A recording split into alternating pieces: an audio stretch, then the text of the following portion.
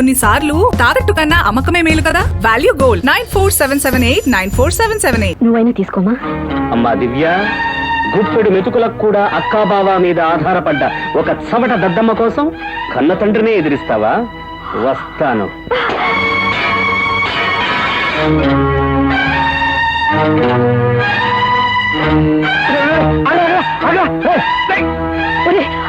నా మాట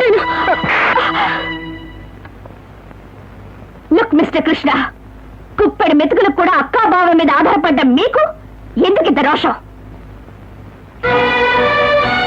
పని పాటు లేని చవట దద్దమ్మ చేత తాళు కట్టించుకున్న ఆడది కేసరికి వడలకి ఆశపడితే ఎలా కుదురుతుంది? అందుకే విసిరి కొట్టాను. మీరే పౌరుషం ఉన్న మగాడైతే కష్టపడి ఒళ్ళొంచి సంపాదించి మీ పెళ్ళానికి ఒకే ఒకేడ్లి కొనిపెట్టి మీ గురించి నీచంగా మాట్లాడిన వాళ్ళ నోరు పోయించి ఆ తర్వాత నా దగ్గరికి వచ్చి మాట్లాడండి. అందాక ఇంట్లో పచ్చి మంచినీళ్ళు కూడా ముట్టుకోను. Good bye.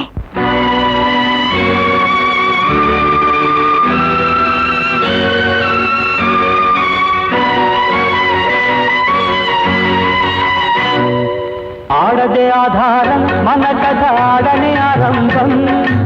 ఆడదే సంతోషం, మనిషికి ఆడదే సంతాపం. అక్కా,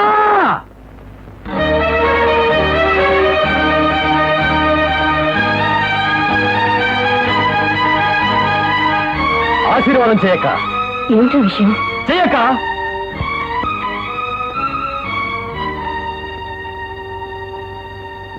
ఇవాళ నా తొలి సంపాదన అందుకున్నాను. కృష్ణ, బావగారికి రా. బావా, ఇదిగో పూలు. అక్కడికి ఇవ్వరా?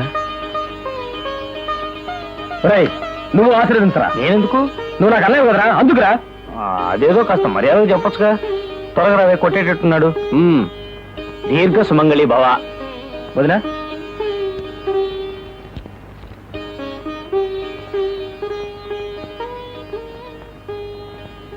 మా అక్క లాంటి దేవత ఉన్న చోట ఈ గాదవ్వ కూడా ఆకలితో ఉండడానికి వీల్లేదు. ఒక బాటసారి రోడ్డు మీద నడిచి పెడుతుంటే దారి పక్కన ఒక కుక్క ఆకలితో అలమటించిందట. అప్పుడు ఆ బాటసారి ఆ కుక్కకి ఒక కుక్క బిస్కెట్ కొని వేశాట. ఆ బాటసారి నేనే వేసిన బిస్కెట్ ఆ మసాలా దోశ. ఆకలితో ఉన్న ఆ కుక్క ఎవరో ఆ కుక్కకే తెలుసు. బాటసారి కుక్కకి బిస్కెట్ కొని వేసినంత మాత్రాన ప్రేమాభిమానాలు పొంగుకొచ్చి వేశాడని ఎవ్వరూ అనుకోక్కర్లేదు. కేవలం జాలి అంతే.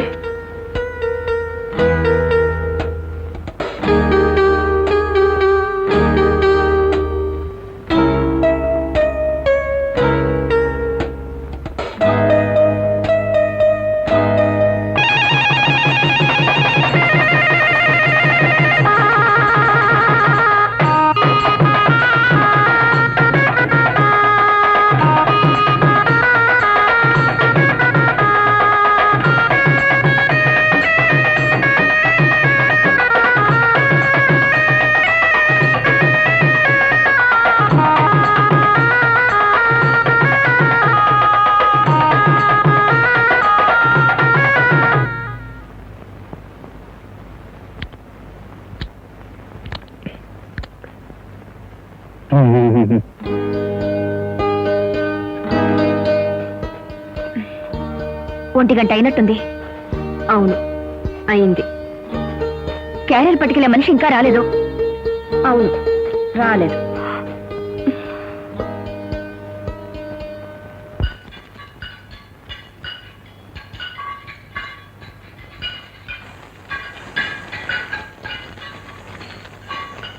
అల్లుడు, రండి మోయా రండి. ఎలా ఉంది నా ఫ్యాక్టరీ? నీ మనసులాగా చాలా విశాలంగా ఉంది. నా మనసులాగా చాలా ప్రకాశంగా ఉంది. నా కూతురు మనసులాగా ఏనాప ముద్దలా ఉంది.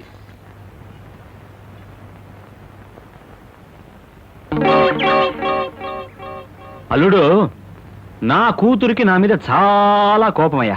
నీ మీద కూడానా? అవును అవును. పెళ్ళైన మర్నాడే రిప్లై కార్డులా మా ఇంటికి నా కూతురు పెట్టితో తిరిగి వచ్చింది. గుర్తుందా? ఆ విషయం మీ అక్కగారు ముందే ఫోన్ చేశారులే. ఏం చేయాలి? నీ పెళ్ళాం మా ఇంట్లో ఉండకూడదు. ఆలోచించాను. పక్కనే బోండం అండాళ్ళు. చూశాను, చాలా కష్టమే. సరసాల మొదలెట్టాను, అయ్యో, అంత నాటకం అల్లుడు. నా కూతురు నన్ను ద్వేషించాలి కదా, నిన్ను ప్రేమించాలి కదా, అందుకే ఈ నాటకం. అల్లుడు, ఈరోజు నువ్వు ఒక చిన్న ఫ్యాక్టరీ పెట్టుకున్నావు, జీవితంలో పైకి వస్తున్నావు. ఈ మార్పుకు అసలు కారణం ఏమిటో తెలుసా? ఒకరోజు నేను మీ ఇంటికి వచ్చాను. నా కూతురుతో గుప్పెడు మెతుకులకు కూడా అక్కాబావా మీద ఆధారపడ్డ చవట దద్దమ్మని. ఈ మాట నా భార్య నన్నమాట. ఎవడు చెప్పింది? ఇది నీ పెళ్ళాం మాట కాదు, నీ పెళ్ళాం నాన్న మాట. నా మాట. నేను నా కూతుర్ని రెచ్చగొట్టాను, నా కూతురు నిన్ను రెచ్చగొట్టింది. ఆ రోజు నేను నిన్ను తిట్టలేక తిట్టానయ్యా. నా కూతురు కోపం వచ్చింది, రోషం వచ్చింది. ఒకే మాట, గెట్ అవుట్. నీకు గెట్ అవుట్, నాకు గెట్ అవుట్. ఆ గెట్ అవుట్తో నువ్వు పైకొచ్చావు, నేను బయటికి వచ్చేసాను. పర్వాలేదు, ఏమన్నా నా కూతురే కదా. నా కూతురు నన్ను దూరం చేసినందుకు కూడా నేను బాధపడలేదు. కానీ పిచ్చి ముద్దు నీ దగ్గరే ఉంటూ నీకు దూరం అవుతుంది, అందుకేనయ్యా నా బాధ. నేను ఒట్టి పోకిరిగా 5 రూపాయలతో ఈ ఊరికొచ్చాను. పాకల్లో ఉండే ఓ పిల్ల నన్ను ప్రేమించింది, పెళ్లి చేసుకున్నాం. ఆ తర్వాత నేను 5 కోట్ల వరకు సంపాదించాను. అంత సంపాదించడానికి కారణం నా భార్య నవ్వు ముఖం. ఇప్పుడు 5 కారణం ఆ నవ్వు మొహం లేదయ్యా. చూడు బాబు, 2 పక్కల ఒకే బొమ్మ. ఇదే నా శక్తి, ఇదే నా ప్రాణం, ఇదే నా హృదయం, ఇదే నా ఊపిరి, ఇదే నా భార్య. నాకేదైనా సమస్య వస్తే నా భార్య నాకు దారి చూపిస్తుంది. దీన్ని చేత్తో పట్టుకుని చెప్తున్నాను, ఇంత కష్టపడి పనిచేస్తున్న నీకు ఒక మార్పు కావాలి, ఒక చేంజ్ కావాలి, ఒక రిలాక్సేషన్ కావాలి, ఒక విశ్రాంతి కావాలి.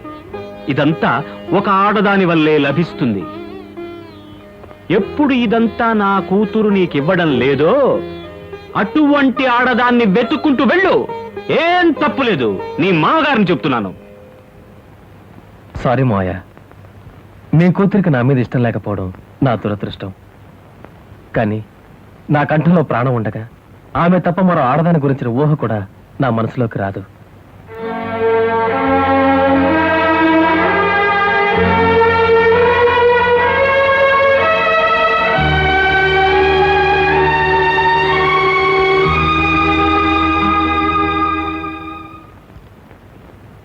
నవ్వడానికి సిద్ధంగా ఉండు.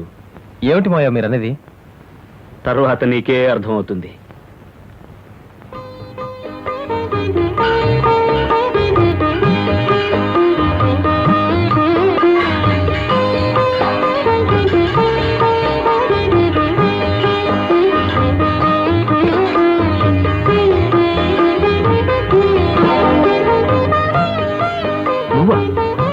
నువ్వేంటి ఇక్కడ?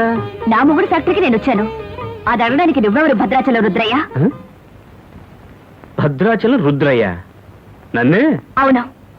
ఆండాళ్లతో నువ్వు సరసాలాడింది నన్ను అత్తారింటికి పంపడానికని తెలిసి నువ్వు బాధ్యత గల తండ్రి అనుకున్నాను. నా ముందే నా మొగుడిని తిట్టి నేను నా భర్తని తిట్టేలా చేసింది అతన్ని పైకి తీసుకురావడానికే విని నువ్వు దేవుడు అనుకున్నాను. కానీ సొంత అల్లుణ్ణి మరో ఆడదాని దగ్గరికి పొమ్మని చెప్తున్నా నువ్వు ఇప్పుడు నా కంటికి పురుగు కంటే అధ్వానంగా కనిపిస్తున్నావు. నేను అంత మాట అనకపోతే నీ భర్త ఒకే బాణం ఒకే భార్య అనే రాముడని నీకెలా తెలుస్తుంది? నీ కంట్లోంచి అంత కన్నీరు ఎలా వస్తుంది? అంటే నేను ఇక్కడికి వస్తానని అతను అలా అంటాడని నేను కన్నీరు పెడతానని నీకెలా తెలుసు? అదే ఈ భద్రాచలం రుద్రయ్య. నువ్వెప్పుడు వచ్చావో, ఏం విన్నావో, ఎంత ఏడ్చావో అంతా నాకు తెలుసు. అందరికీ ఒక మెదడు 2 కళ్ళు, మీ అబ్బకు 2 మెదళ్ళు 22 కళ్ళు. క్యారేజీ పట్టుకెళ్లే మనిషిని ఎగ్గొట్టేలా చేసింది నేనే.